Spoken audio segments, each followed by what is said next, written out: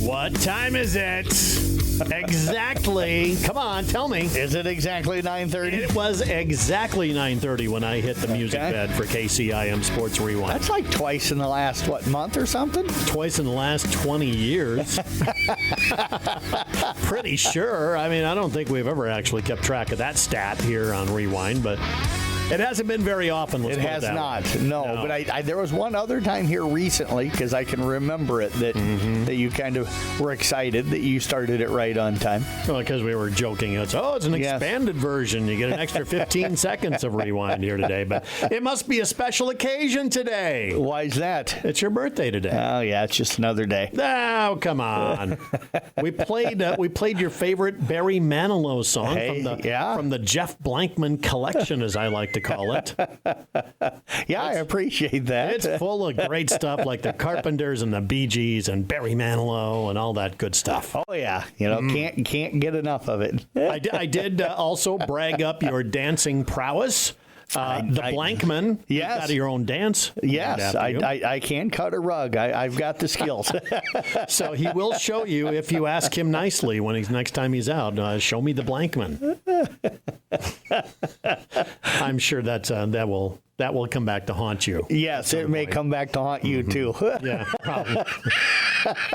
Folks, once you see it, you will not be able to put it out of your head. I'm just telling you. You won't be able to unsee it. Right. Let's put it that way. All right, so we got plenty to talk about. We're going to start on the national scene and talk about some events going on around the country. And got to start with the embarrassment that was Shedeur Sanders in the NFL draft. How could a guy that was expected to potentially be one of the first 3 picks off the board fall to number 122 or something like that? 5th round pick? Yeah, I think it depends maybe a little bit on who you listen to. I heard some NFL scouts and NFL people talking that he wasn't a first rounder, and then if you're not a first round quarterback, a lot of times there's not many quarterbacks that taken in the second round, and then you can just kind of start to slide. I know all the media people, the so-called draft experts all felt that he was a top pick, but it sounds like there was some NFL people that didn't, and I think that, and then you hear the rumors about the way he treated Brian Daboll and some of the other teams and stuff, Have you heard that from multiple sources? I heard it from one, and it was on TV. I mean, the guy was saying that during his interview with Brian Daboll, the head coach of the Giants, he literally took a FaceTime call on his phone and stayed on the call through the interview. Yeah, and it sounds like they weren't the only franchise he was pretty arrogant with in the meeting. And I'm okay with people being confident. I mean, what's his name from Oklahoma that got drafted by Cleveland, the number 1 pick, Baker Mayfield. Baker Mayfield. He was as cocky and arrogant of a person, and he still went number 1. But it just sounds like he didn't do himself a lot of favors when he met with some teams. I think those were probably teams he didn't want to be drafted by. But I think when you pull that with those teams, it gets around, and then other people don't want you. Especially, I think if you're somebody they feel like they can build a franchise around, I think you're okay. But if you're not, that's just my feeling. I think a lot of NFL people didn't feel he was somebody they could build a franchise around. Then you pull that kind of stuff in your meetings, and it kills you. Well, why would you draft a problem? Somebody you know is going to be a problem if they don't want to be in your organization. Certainly a head coach who knows that Dion is probably waiting in the wings to take over just to coach his kid in the pros. So it's all around just not a good situation. No, and his dad may be as much of the problem. I have a lot of respect for him as a player. He was one of the greatest of all time. I have respect for him as well with what he's done at Colorado. I didn't think he'd be able to come into Colorado and kind of turn that franchise and that program around, but he's been able to do that in 2 years. We'll see now that he doesn't have Travis Hunter and his son, doing it, but he's certainly a very confident, perfect person, and I think created some of the problems that both of his sons probably are going to have to deal with. Yeah, but unbelievable. I mean, the dude, you just cost yourself. He went from potentially $40 million, $50 million contract to $5 million over 5 years or so. I mean, he'll get paid just under $1 million. So I'm not too unhappy for the guy in any stretch of the imagination. But yeah, to cost yourself that amount of money in the first few years of your contract just by showing complete arrogance. Right. It's just unbelievable. And if he's good enough, he'll make that money up. Yeah, it's money that he's lost that he'll never get back, but he'll make that money, if he's good enough and proves. I also hear, honestly, if he gets on the field and plays and he does well, he will become a sports hero to a lot of people. And he'll make money in advertising and everything else because he's a face that will certainly sell and with that name. But, the other thing, I get why everybody's saying that Cleveland did something stupid, in drafting him in the 5th after taking Dylan Gabriel out of Oregon in the 3rd. I understand their point. I also look at it an opposite way, too, is they're a franchise that needs a quarterback. Deshaun Watson has turned out to be a complete bust. He was a disaster from the get-go. I don't know why they ever traded for him. Yeah, they went out and signed Kenny Pickett as a free agent, but he hasn't proved to be anything special. They got the old guy from Baltimore, Joe Flacco, that they brought back. That he's past his prime. So you're needing a quarterback. Well, you take 2 in this draft. You hope that one of them. Joe Flacco's about a decade and a half past his prime. Yes, so you take 2 quarterbacks in this draft, and I know you're going to spend money on both, but you get one of them for, like you said, about $1 million a year. You hope that one of them pays out and pans out to be your franchise quarterback. Then all of a sudden you're set at quarterback. If one of those 2 guys makes it, you deal the other guy or cut the other guy, and that had to be their thinking on that, because it's like, hey, if this guy was as good, and maybe he cools the attitude, gets around the other teammates, they're not going to put up with that stuff. Right. So maybe it does pay off for Cleveland eventually, but boy, they just bit off a whole bunch of problems. Yeah, I think from the get-go. Some veteran comes in and thumps him atop the head, and kind of brings him back to reality a little bit. But I don't know. The other interesting thing to me was, you hear that Haslam, the owner, maybe kind of forced the selection of him because he wanted the name and everything. You look at the reaction of, the Browns organization and stuff in War Room when that pick went out.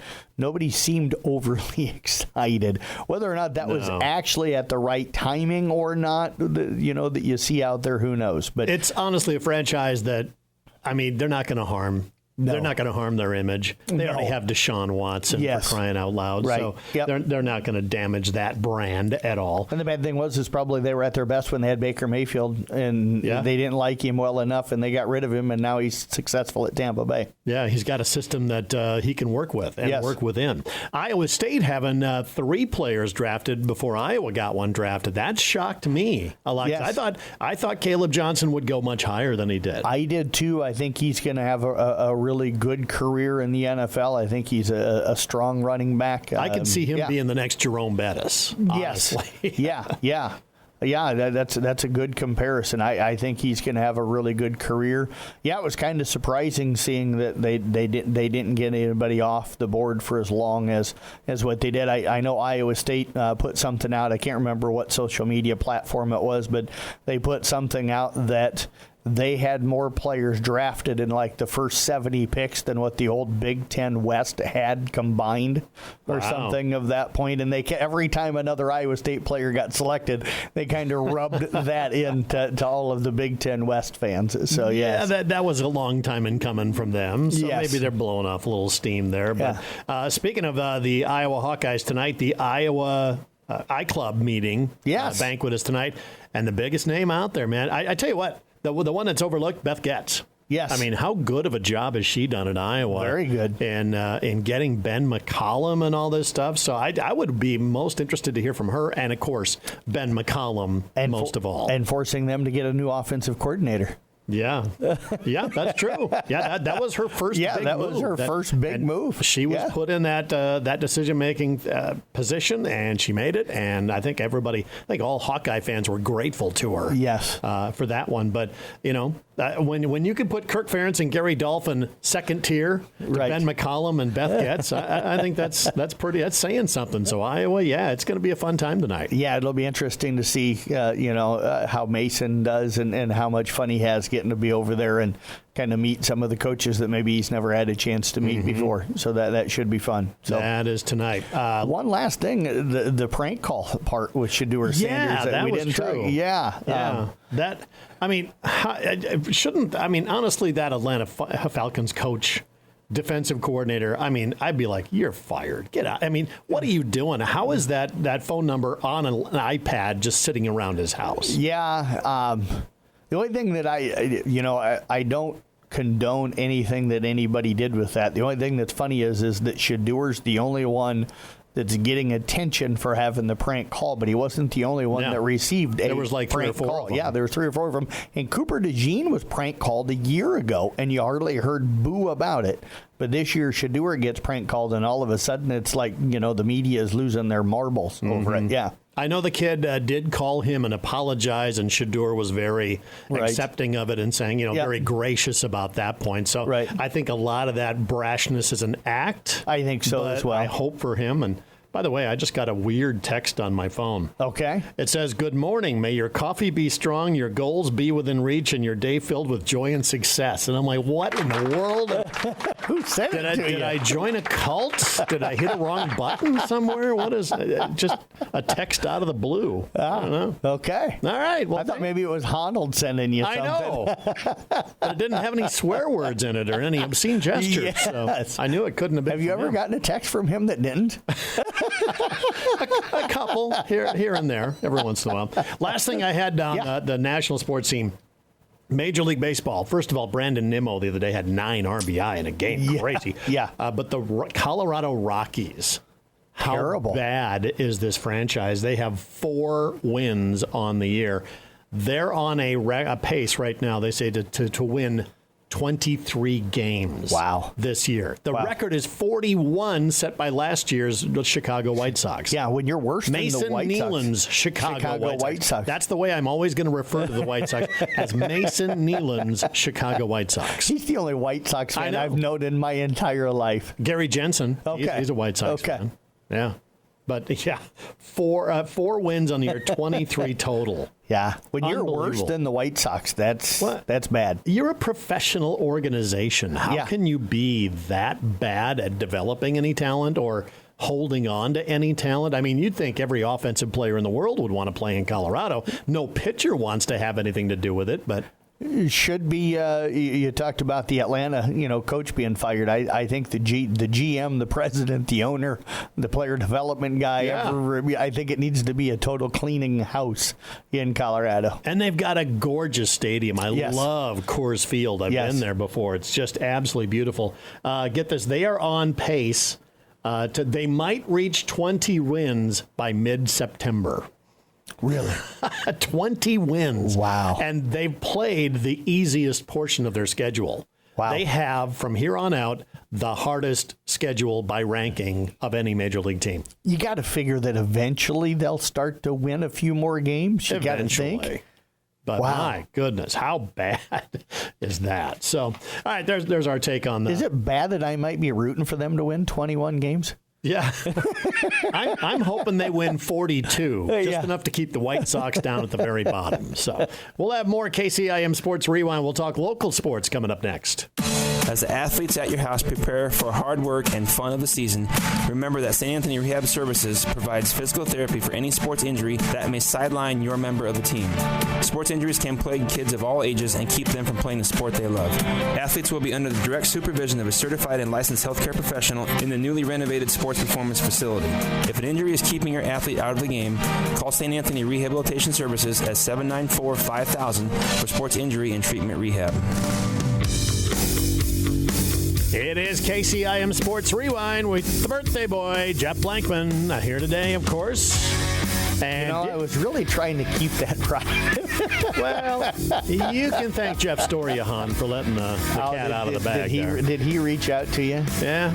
So you're telling me that when I came to work this morning and saw him, I was oblivious to your birthday until Jeff Storiahan Blew the whistle on you. Now I'm blowing the whistle on Jeff there. Okay. So, you share a birthday today, by the way, with Willie Nelson. Oh, sweet. 92 years old today. Really? Wow. Jerry Seinfeld. Okay. Michelle Pfeiffer. Oh, yeah. Andre Agassi, one of my favorite tennis players. Absolutely. Of all time. One of the greats. Loved him when he was wearing the jean shorts and the long hair. Love that. Uma Thurman and also Eve Plum celebrates a birthday with you. Why do I know Eve Plum? I'll give you 3 words. Marsha, Marsha, Marsha. There you go. Now you know who it is. Now I know. Yeah. You know. Yeah. All right, let's talk a little local sports here and celebrate your birthday that way. Let's start with the number 1 team in the state. Yes, the Kemper girls tennis team has been terrific all season long. They're dominant. Pretty much everybody that they've played so far. They've kind of been searching for that number 6 player. So they've had different girls kind of rotating through and everything that spot this year. But Kaylee Simons and Charlotte Schwabe and they're just going out and playing. Emma Schwarty and Sophia Tidgren are kind of their top 4, and they're just absolutely going out and playing really, really good tennis day in and day out. So it'll be interesting to see how things play out, and I think it's also going to be interesting to see with what they accomplished in getting to state last year and how that helps them trying to make that run and then do some damage when they get down there if they make it back down. Yeah, a lot of teams may have one really solid player. You know, there's a difference between the 1 and the 2 and the 3. Yep. Kemper's very consistent through their top of the lineup, and that's what gets them success. It is. Yeah, Julia Craig has kind of slid into that 5 role this year. And you know, the interesting thing is they've been able to kind of move players around a little bit, and that hasn't impacted them a whole lot, you know, and stuff. So it really goes to show the kind of the work that they've put in. And Rusty Wintermote does a nice job as the head coach, and I think you can also credit Matt Gredeman. Matt's such a technician when it comes to the game of tennis, whether it be the girls or the boys program there at Kemper. He outthinks a lot of times their opponents. I know I was at their boys and girls match here last week when they hosted St. Albert, and I talked with Max Reinke and Mason Reichs afterwards, and both of them were like, Matt kind of puts a game plan together. He knows who we're playing. He knows what their strengths and their weaknesses are. He kind of it gives us a game plan to be able to attack them, and it seems to be working. And Bella Lou's kind of been their main number 6 this year, and she's played well for him as well. Yeah, so number 1 ranking for the Kemper girls tennis team. It's been a rough season, rough go in the spring for tennis. I mean, it's been so windy. Oh, yeah. It's just been a brutal spring out there. Yeah, they've had a few matches, including yesterday, wiped off the docket. They'll get a lot of that stuff made up a little bit later. So it's kind of interesting between both golf and soccer that you've had, maybe one match a week is what you've been able to get in and stuff. And all of a sudden here, these last 2 or 3 weeks of the season, you're going to be having probably 3 meets or matches, a week to try and get everything. And I know there was 1 week where Kemper tennis was playing 4. They were playing a Monday, Tuesday, Thursday, Saturday to try and get things in. So that's a lot. But yes. I tell you what, the more tennis you play, better off you are. Yes. I mean, it's in game conditions. So that did you play much tennis growing up? I played a lot of tennis. That's what I thought. Kid. Yeah. So you were pretty good, if I understand correct. I was okay. Okay. I was the number 1 seed in my town. When I was a youth, and I didn't play in high school. I just lost it. Right. I started doing other things. So I wish I would have stuck with it. And it was one thing I really, really enjoyed was the game of tennis. Well, you've picked up pickleball, right? Are you still getting out there and playing? Very rarely. Yeah. Okay. I've kind of gotten back into the golf thing. Okay. For the last couple of summers. But Drake Relays, we want to talk about that too, because that was recent, and only 2 athletes competing there. Yeah, and both of them did well. Cal Hayden from Coon Rapids Bayard was in the shot put. Mason and I got a chance to go down and see both him and Trayvon Keeley from Peyton Chernan. I know Cal was a little frustrated. He's a really competitive kid, and that's what makes him as good as what he is in every single sport. I've had people ask me, what's he he going to do in the future? My guess is it'll be baseball, because I think that's his real passion. But he's probably a D1 baseball player, and probably could play at some really high levels in any other sport that he wants to compete in, basketball wise, and track, and football. He didn't play this last year. Sounds like he might be going back out maybe this coming fall. But 6'4", 6'5", fast, athletic. I think any who's team, not going to want that on their team for any sport? Yeah, I mean, he is exactly the type of guy that the Iowa Hawkeyes recruit and then put at tight end, and then you end up having a long career in the NFL, as one of the great tight ends, and he's that type of an athlete. But anyways, he was disappointed in himself. He was kind of tweaked the back ahead of time, and it was stiff and sore, and so that affected him a little bit. He came in, seated 23rd and finished 16th, so I think overall you got to be fairly happy with that. But he had thrown 52 to set a new school record this year, and had been throwing in the 50s, and then didn't get there, on Thursday at Drake. Yeah. So I think that's part of what frustrated him. The nice thing was he went up to Newfoundland on Friday and bounced back with an over 50 throw. So congrats goes to him on that. And then I know Trayvon Keeley was really disappointed. He's a very competitive kid and an outstanding athlete. He kind of like Cal. I was thinking basketball for him in the future, because that's the sport I thought that he was most passionate about. But he's now getting D1 looks for football as a wide receiver and stuff, and I think he'll get D1 looks as a track athlete as well. But he was in the high jump down there, and ended up getting 6'4", went out at 6'6". His best this year had been 6'7". He had done that at the indoor meet at BV, Iowa State, and then also did it down at the CAM Classic last week down in Atlantic. So I think he went in there with a lot of confidence.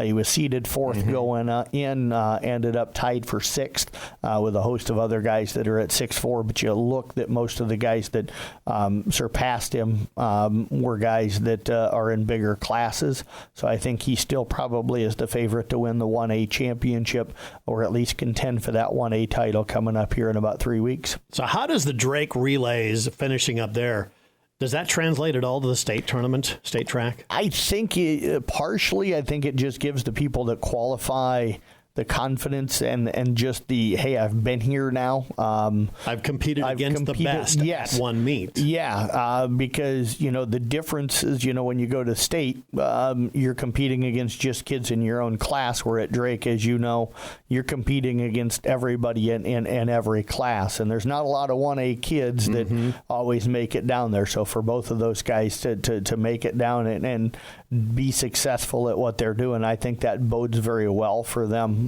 coming up in the state tournament. But as both of them said, when I talked with both of them, and interviewed both of them after their event, they both know that you still have to go out on that Thursday of the state qualifying meet and perform. Yeah. Because you could be seeded number one in your event going into that, but if you don't perform, you may not make it down there. Well, what a rehearsal for the big stage. Yes, absolutely. That's an incredible place to go and to compete at against all those athletes. Again, that's class size is thrown out the door with the Drake relays. Yes, absolutely. And then one of the cool things for me was we were down watching the hammer throw and the javelin for the college kids, Mason and I, because I was kind of touring him around. He had never been to the Drake facilities before, and this is going to be his first state track meet coming up here in a few weeks. So I was kind of touring him around, showing him how he was going to have to get around for the part of the job that we're going to have him doing down there. And so we were standing out there watching the hammer throw, and I got to thinking of Danielle Hoyle, who was from Peyton-Sheridan and threw at Iowa State. So I sent her a quick text, and I'm like, hey, I'm at the Drake relays watching the hammer throw, got me thinking about you. She goes, I'm getting ready. I'm sitting in the stadium right now. Trayvon Keeley's my cousin, and I'm here to watch him. So I was able to go and hang out with Danielle for about 20 minutes and catch up with her, and she's doing great and still performing in a lot of sports and intramural stuff and everything. She had some back surgery, so she was not able to continue her throwing career. But it was kind of fun catching up, with a former athlete. It just surprised me. She's been gone for 5 years already. I know. Yeah. The Rolodex you have of athletes is crazy good. Yes. Girls State Wrestling Duels. Yes. They announced this the other day. They did. So the Iowa High School Girls Athletic Union, they approved implementation presentation of a girls' state dual tournament. It'll be for the 2026-2027 season. Now, according to Executive Director Aaron Gerlich, it says that the state dual tournament was something that the wrestling coaches and wrestling schools have wanted, and with the impressive growth of girls wrestling in Iowa, along with more schools being able to field a full roster of wrestlers in every weight class, shows that girls wrestling is ready for the state dual tournament. So again, it'll start 26 through the 26-27 season.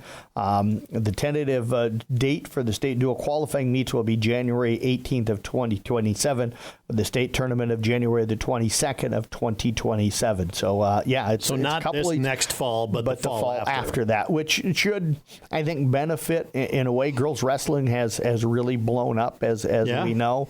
I'm hoping that maybe this will even spark some of our schools are still struggling to get full rosters and stuff. So hopefully in 2 years we'll have some fuller rosters and some teams that'll have a chance to compete. But I think this is great for girls wrestling and great for wrestling as a whole.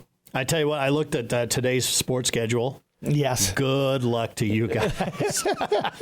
What do you have, like 7 different sites for track, 4 different golf meets, 4 different soccer matches, and a tennis meet going on today. I mean, this is like, I don't think you could get any busier in the spring sports season. Yeah, you give me a hard time that it's my birthday today. It may be the latest night that we've had to work so far this spring. Well, happy birthday to you. Yes. You get to work late. Yes, but I'll run through that schedule here real quick.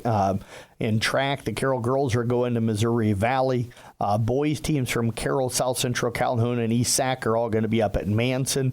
I'm going to be headed down to Audubon today because we've got a ton of our area schools going down there, and it's a girls-boys co-ed. Arweva, Coon Rapids, Bayard, ICAM, Manning, Peyton, Churdan, and then you throw Audubon, the host school, in that. So we got 5 area schools going to that. Kemper girls and boys are going to Madrid. Glidden Ralston girls and boys go to Woodward Granger, and the girls teams from East Sac and South Central Calhoun head over to OABCIG. So, I think, like you said, 7 different track meets to be able to follow and type up later tonight. Golf, kind of an interesting one here. Carroll boys are over at the Denison Schleswig Invite yesterday at Majestic Hills. They go back over to Majestic Hills to golf just against Denison Schleswig in a duel today. So got the experience on the course yesterday. And tell you what, playing the same course day after day, one day and then the next. Yep. That's going to be a whole different matter. It is. Kemper boys, they finished second at that Denison tournament yesterday. They'll head down to Harlan along with Trainer and Atlantic, who won the Denison tournament yesterday. The Rolling Valley Conference meet from yesterday with Glidden and Coon, that was going to be over in Dunlap. That got moved to today. And found out last night that the East Sac girls and boys golf meet at Southeast Valley was postponed from yesterday and moved to today. The only event that we got in yesterday was the one that started in the morning, and that was that Denison Schleswig golf invite yesterday. Just another brutally windy day yesterday. Yes, and then you mentioned soccer. Carroll girls go to Boone. The boys are hosting Boone. Kemper girls go to Glenwood, and the Kemper boys are hosting Glenwood. That'll be down at the Fieldhouse. And then we have 2 tennis teams, and boys-wise, and they're going to be squaring off against each other. Kemper boys hosting the Audubon boys. And I tell you that Isaac Jackson and Mason Reichs matchup and the Carson Matthews, Max Reinke matchups, they're 1 and 2s for both of those teams. I think going to be pretty interesting matches because the top 2 kids down at Audubon are fantastic, and so is that Kemper boys team. They're fantastic up and down the line. So that should be, those first 2 matches should be really intriguing tonight. Yeah, we talked about the calendar's going to turn over to May here on Thursday, and then all eyes start turning to the state track meet and all that. You've got track assignments out, right? Yes. Where everybody's going to be heading. The state qualifying meets are scheduled, I think, for the 15th, the Thursday before the state meet. That state meets the 22nd through the 24th. Yep. So Carroll goes over to Nevada. And this is not going to be an easy one. That's a loaded meet. Class 2A, Audubon girls will go down to Clarinda, means the girls share with Exira, Elkhorn, Kimballton. They're a Class 2A girls program where the boys are 1A. East Sac County, Kemper, and South Central Calhoun will go over to Ogden. In Class 1A, you got the Audubon boys, along with Coon Rapids Bayard, Glen Ralston, and Peyton Sheridan will go to Madrid, and Madrid is absolutely loaded. I'll have a chance to contend for that state championship this year. Also in Class 1A, ICAM Manning heads over to Woodbine. That one should be a tough meet as well. And Arviva, also in Class 1A, heads to Griswold. So kind of it's nice when all of our 1A schools all get thrown to the same place. Yeah. Able to cover all of them at one spot, but not going to be able to do that this year. I think Mason and I are going to probably split up. One of us will go to Madrid and the other will go to Ogden. That'll give us the chance to cover the most teams and the most kids, and we'll do what we've done in the past, and that is that we'll tweet out all of the results so that you know how everybody did, and you can tell right away if somebody qualified, and we'll type up our recap stories and post them as soon as the meet is over. So, all right, it's getting serious. It Month is. of May is just around the corner. So, yeah, spring sports season. If you haven't downloaded the Sports mobile app, that is the best way to do it because Mason and Jeff, they stay up late in the night typing up all the results so you can have it first thing in the morning. You wake up, you can tap the app, and there you go. You got it all right there. Again, you search CB Sports Network in your app store. That is KCIM Sports Rewind. Go Rockies. Come on, start winning some games so you can get past the White Sox. It's my final word here on KCIM Sports Rewind.